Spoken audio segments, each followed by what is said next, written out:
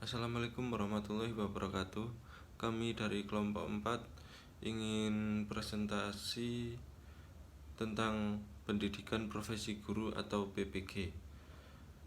Anggota kelompok yang pertama yaitu Bima Galuh Prasetyo, yang kedua Tobah Imam Mubarok yaitu saya sendiri, yang ketiga Bagus Prasetyo, yang keempat Ahmad Rizky Noviandi. Pendidikan profesi guru atau yang sering disingkat PPG adalah pendidikan tinggi yang bisa ditempuh setelah menyelesaikan studi sarjana.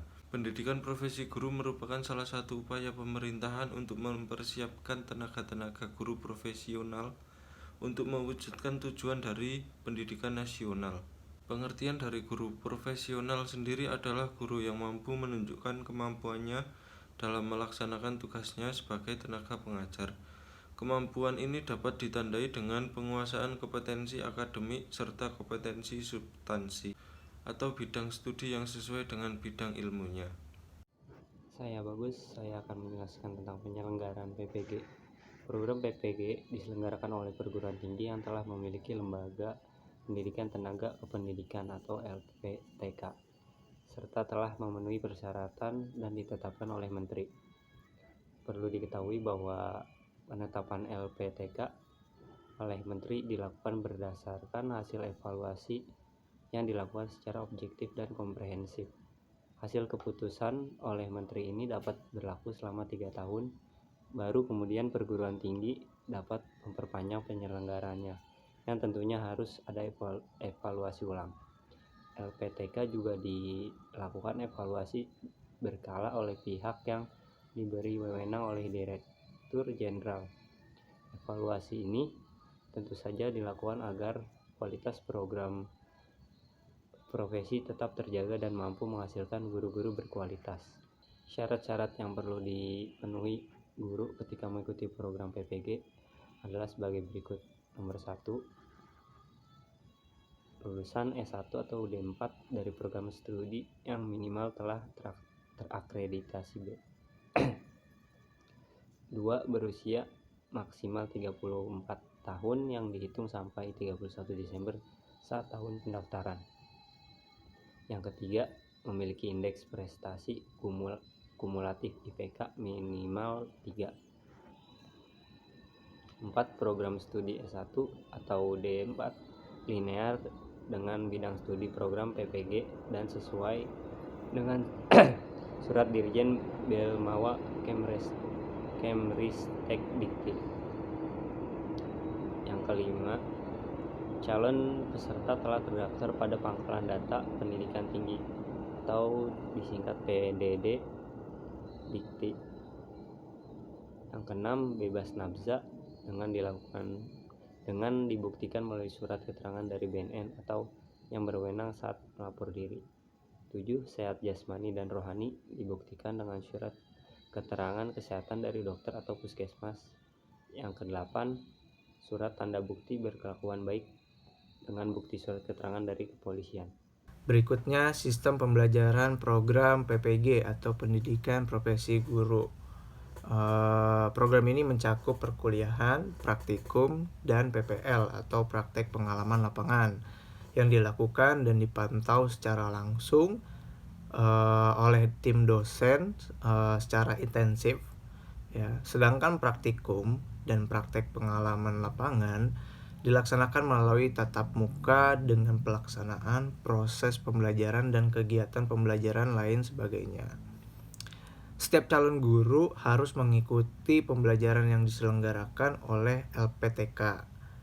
Bersumber dari Permendikbud RI nomor 87 adalah jumlah SKS atau satuan kredit semester yang wajib ditempuh untuk dapat lulus dalam program PPG atau pendidikan profesi guru. Di sini ada draft SKS-nya ya per jenjang. Jenjang TK, RA, PAUD untuk lulusan kependidikan sendiri itu 18 sampai 20 SKS. SD, MI, SDLB lulusan kependidikan itu 18 sampai 20 SKS juga. Dan SMP, SMA untuk lulusan kependidikan itu 36 sampai 40 SKS. Nah, untuk lulusan non kependidikan TK, RA, PAUD, SDMI, SDLB, SMP, SMA itu sama 36 sampai 40 SKS. Terima kasih rekan mahasiswa. Itu saya akan menjelaskan jenis-jenis pendidikan PPG. Nah, yang pertama adalah A, yaitu prajabatan. Nah, seperti namanya prajabatan, berarti dia diperuntukkan bagi belum yang mempunyai jabatan. Nah, sebagai guru atau tenaga pendidik. Berikut diantaranya yang pertama adalah PPG S1 PGSD.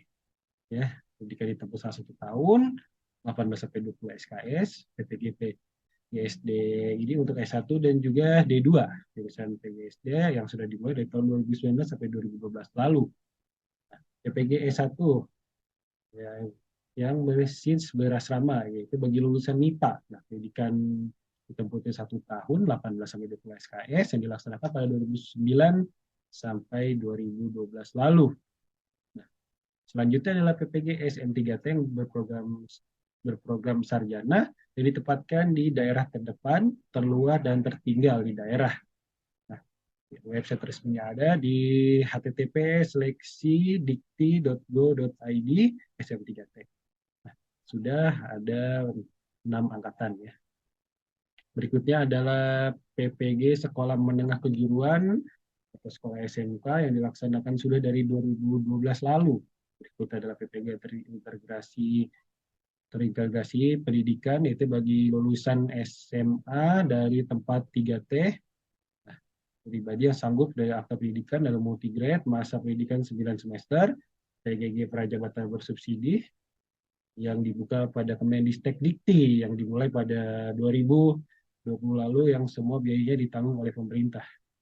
Nah, selanjutnya adalah PPG Prajabatan Swadana. Nah, ini biayanya ditanggung oleh mahasiswa sendiri ya. Jadi kebalikannya dari PPG Prajabatan bersubsidi tadi ya. Berikutnya adalah jenis-jenis pendidikan profesi guru. Nah, PPG dalam jabatan itu pendidikan profesi guru dalam jabatan diselenggarakan untuk guru yang sudah terdata di Kemendikbud ya, dan sudah mengajar. Secara umum program PPG Daljab ini dapat dikatakan sebagai pengganti dari program PLPG ya. Program PPG Daljab yang pernah dilaksanakan pada tahun 2020, kemudian PPG Daljab bersubsidi yang diperuntukkan untuk bagi guru SMK, dan aktivitas PPG Daljab 2022 sendiri ditujukan untuk mensertifikasi guru-guru yang sudah mengabdi sejak dari tahun 2006 hingga 2020. Namun belum juga diangkat akta pendidikannya. Nah, sekian dari kelompok kami. Terima kasih telah mendengarkan. Semoga bermanfaat. Terima kasih. Selamat malam. Assalamualaikum warahmatullahi wabarakatuh.